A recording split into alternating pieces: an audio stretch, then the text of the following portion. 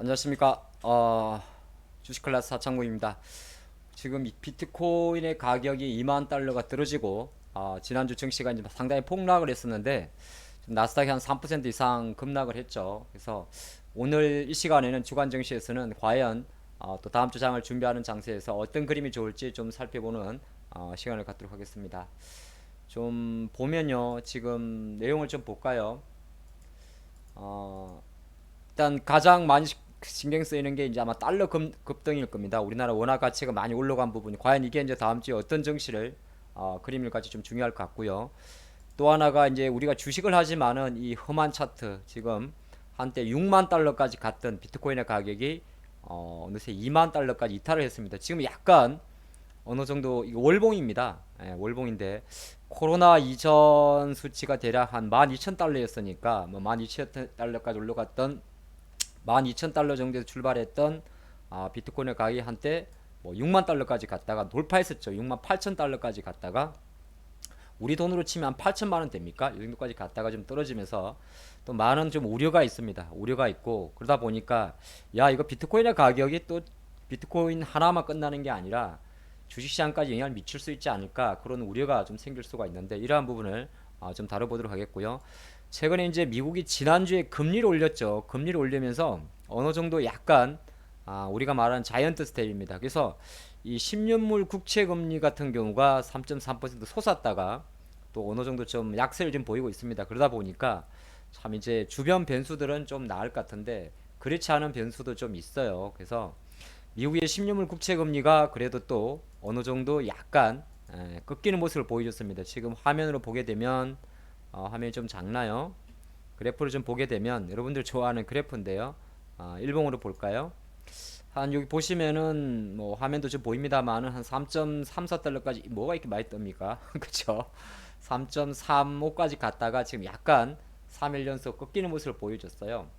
또 하나가 이제 우리가 다음 주 장을 준비할 때 조금은 용적률이 뭐냐면 그렇게 치솟던 국제 유가가 이제 배럴당 110달러 이탈했습니다. 그래서 참 어떻게 보면 호재와 악재가 공존하는 국제 유가가 110달러 그러면 중심선 같은 경우를 우리가 보통 100달러를 설정을 해 놓고 위에 한 115달러 15% 밑에 85달러 정도를 설정하게 되면 어느 정도 이제 이게 왜 이 정도 설정을 하냐 하면 실제적으로 국제 유가를 이제 주봉으로 보면요.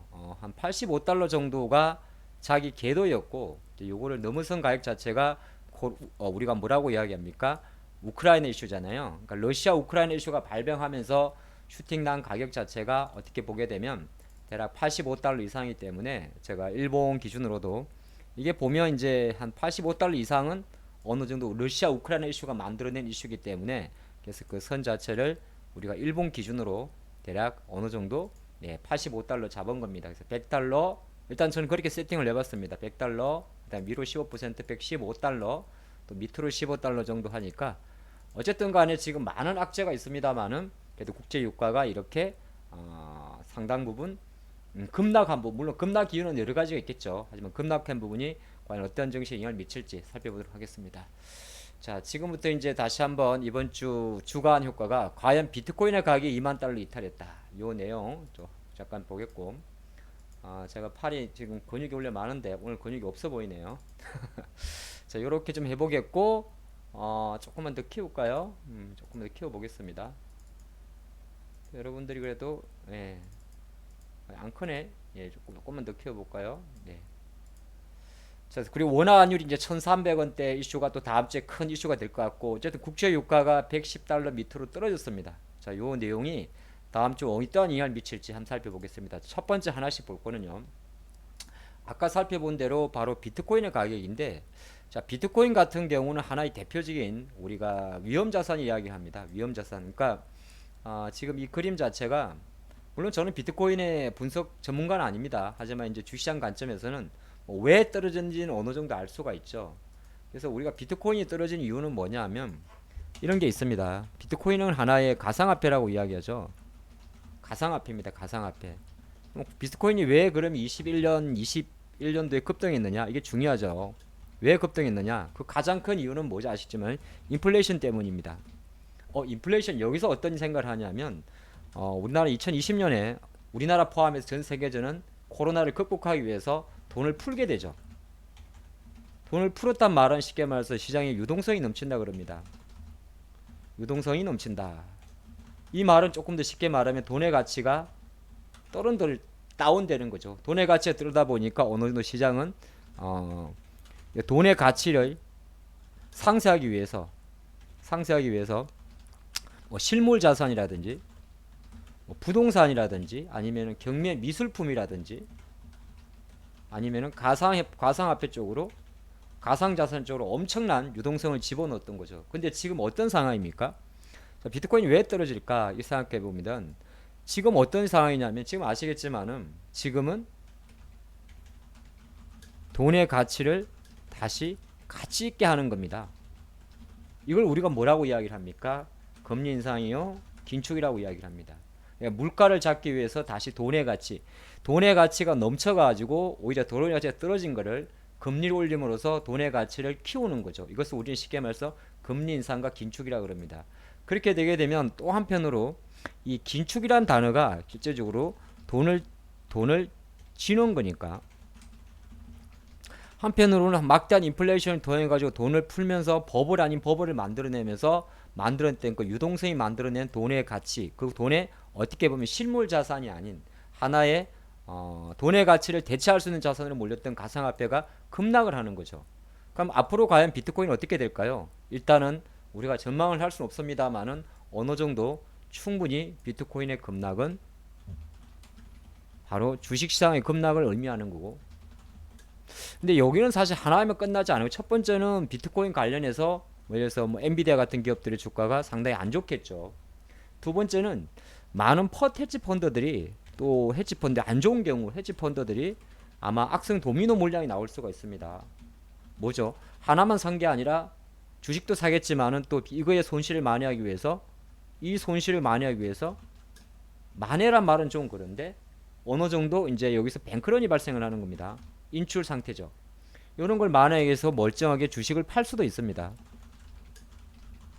팔아야 하는 상황이 생길 수도 있어요. 왜 그렇죠? 마진콜 우려 때문입니다. 그러면 한편으로 놓고 보면 우리가 주식을 하지만은 비트코인의 급락은 다른 한편으로는 기술주라든지 일부 많은 펀드들이 이걸 또 팔게 되는 안 좋은 효과가 나올 수 있습니다. 그쵸? 그 두 번째, 그럼 과연 이게 앞으로 어느 정도 주시장에 영향을 많이 미칠까에 대한 고민인데, 일단은 큰 그림에서는 비트코인이나 가상화폐가 급락한 부분은 아무래도 주시장에서는 득보다는 실이 좀 많을 것 같습니다. 근데 한 가지 중요한 것은 그럼 이 관점에서 비트코인이 이렇게 지금 가격을 조금 보고 계신데 엄청난 속도로 떨어졌습니다. 뭐 엄청난 속도가 말할 것도 없죠. 한 글쎄요. 이게 달로 한번 볼까요? 예, 뭐 6월 달입니까? 이게 월봉입니까? 월 달이 아니고 요건가 봐요. 예. 자, 이 가격으로 보게 되면 뭐 6월 한 달 동안 32,000달러에서 대략 2만이니까 3, 7, 21, 한 40%가 내려갔군요. 40%. 그러면 여기서 우리가 한 가지 생각해 볼 필요가 있습니다. 아까 엔비디아라는 기업의 주가를 잠깐 보자고 이야기드렸는데 엔비디아의 주가가 3, 40% 떨어졌을까? 뭐가 보입니까?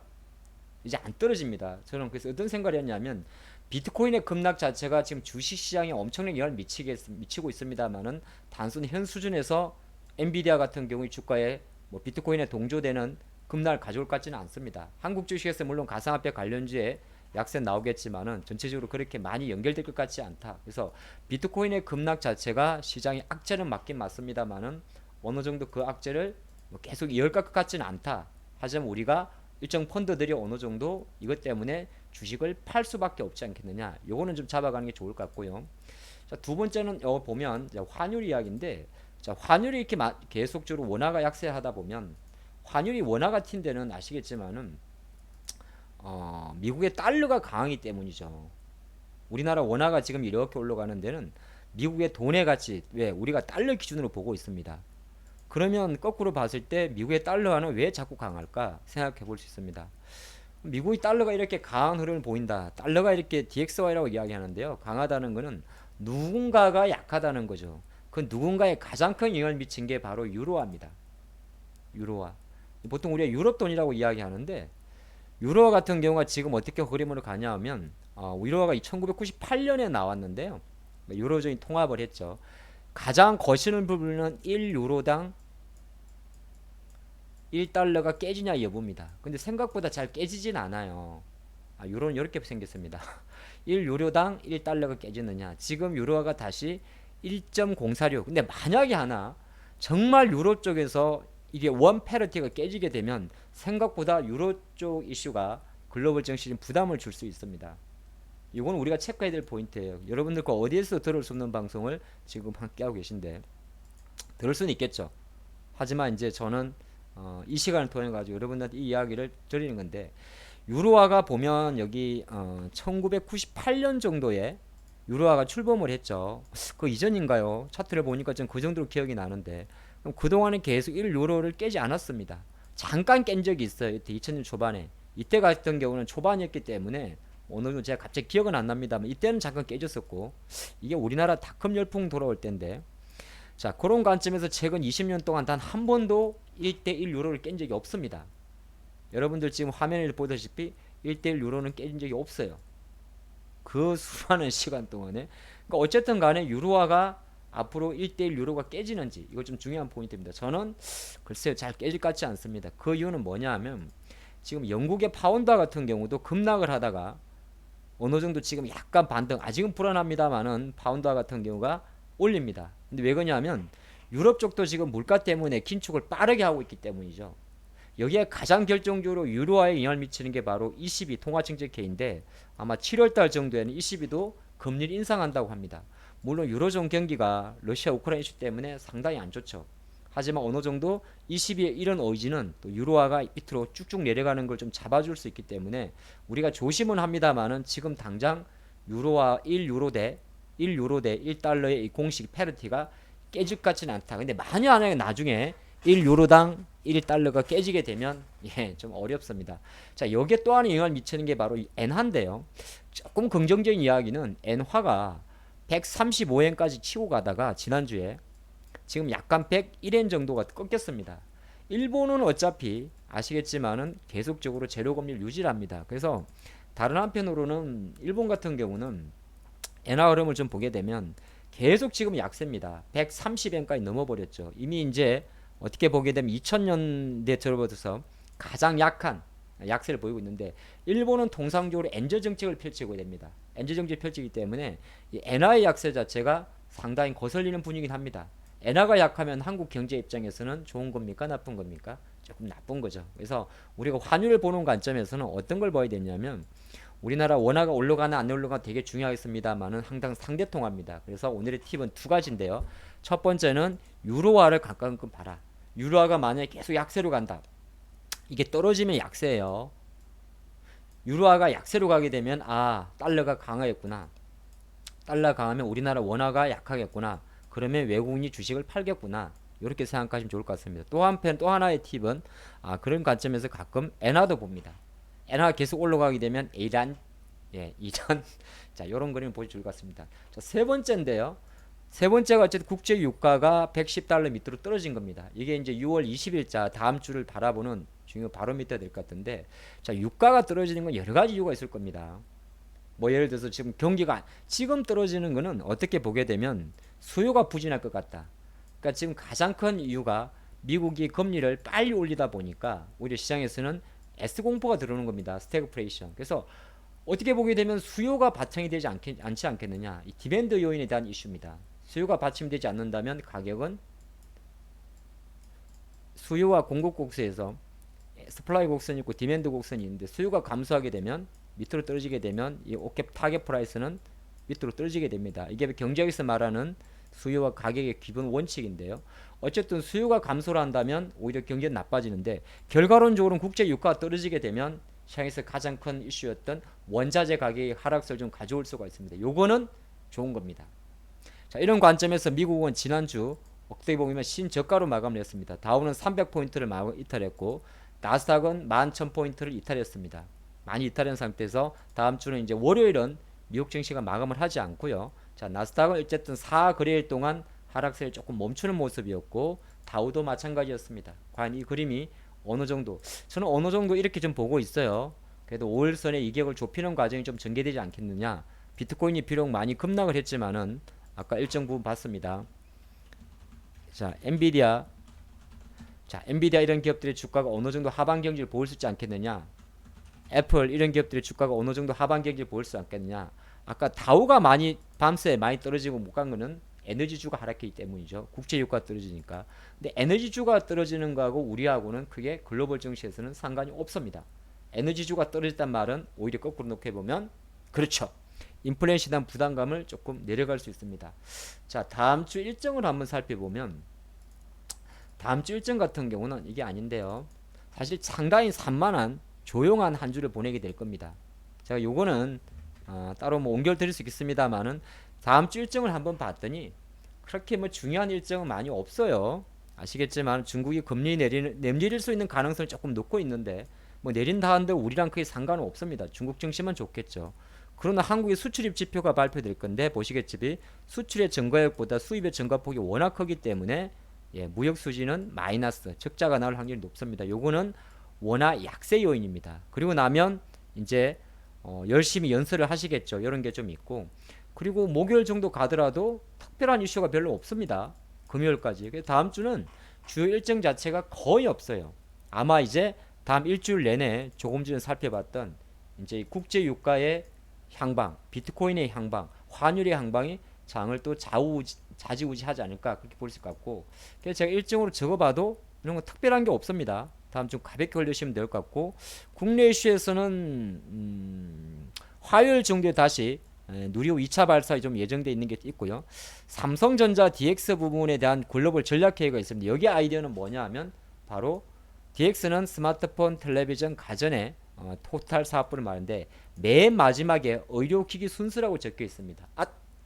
저는 헬스케어 또는 웨어러블 로봇 관련주를 다음 주 초에 좀 보시는 것도 좋지 않을까 그리 말씀드리겠고 뭐 청와대와 정부와 기재부와 여당이 삼성전자 평택 공장을 방문 예정인데 이거는 뭐 거의 사실 주가 관점에서 거의 상관이 없을 것 같습니다. 또 하나가 EU 정상회담이 열리게 되는데 여기서 지금 우크라이나 EU 가입 안건 등에 대한 논의가 조금 재개됩니다. 지금 러시아 우크라이나 이슈는 다른 한편으로 놓고 보면 상당히 극한 경우를 달리는 것 같지만은 또 다른 한편은 지난주에 우리나라 한국 증시가 월요일 같은 지난주에 금요일날 상당히 좀 반등을 했던 이유 중에 하나는 영국이 또 우크라이나의 재건 사업에 참여할 수도 있다. 이런 이야기가 나오거든요. 다른 한편을 놓고 보면 영국이 우크라이나의 재건 사업에 참가한다는 게 도대체 뭔 의미입니까? 재건 관련주의 급등입니까? 짧게 보면 그렇게 볼 수 있는데 조금만 한 번만 더 생각하게 되면 이것 자체가 또 하나의 러시아 우크라이나 뭐 휴전 종전 그러니까 어떻게 보게 되면 계속 러시아 우크라이나 이슈에도 하나만 놓고 보면 하나밖에 안 보이고요. 다만 다른 생각으로 뭐 영국이 러시아 우크라이나의 재건 사업에 참여할 수 있다. 재건 사업에 참여한다는 건 조만간에 어느 정도 종전이 될 수도 있다. 또 EU 정상회담에서 우크라이나 EU 가입 안건에 대해서 논의한다. 한편을 놓고 보면 미국 확전 연장이냐 아니까 볼 수 있는데 다른 한편으로는 해유책이 나올 수도 있고 또 주말에 프랑스 마크론 대통령과 젤렌스키가 만나는 이런 부분 자체 이런 것 자체가 상당히 조금 우리가 기대요인이 될 수 있을 것 같습니다. 상당히 많은 악재가 공존하지만은 다음 주 일정의 주요 포인트는 다시 한번 강조드립니다만은 한 가지 제가 하진 않았는데 이 국채금리 같은 경우는 어느 정도 약간 수요 위축 우려가 에스플레이션 우려 자체가 약간 이제 꺾일 가능성이 있습니다. 그래서 국채 금리가 떨어지는 부분, 환율, 달러가 어느 정도 고공행진에서 엔화가 꺾이면서 달러가 조금 쉴 수 있는 부분 그리고 비트코인의 가격이 정시에 미치는 영향이 이건 약간 바램도 있어요. 제한적인 부분 이런 걸 가지고 다음 주를 보신다면 아마 다음 주 우리 주간 증시에 세우는 이 전략 자체가 물론 이 내용에서는 악재가 많습니다. 2만 달러 1,300원 하지만 유가라는 부분과 국채 금리라는 부분 그리고 시장이 어느 정도 급격하게 하락한 상태에서 이격 조정을 보일 수 있는 부분 이런 관점으로 다음 주를 보신다면 아무랬던 6월 장이 진행되지만은 또 6월에 몇째 주입니까? 4주 차는 우리가 조금이나마 좀 희망을 찾을 수 않을까. 두 가지입니다. 떨어지는 국제 유가, 멈칫하는 국채 금리 요거 두 개. 자, 본 영상이 좋았다면 그쵸, 좋아요와 구독하기 알림 설정 꼭 해주시기 바랍니다. 다음 주도 화이팅입니다.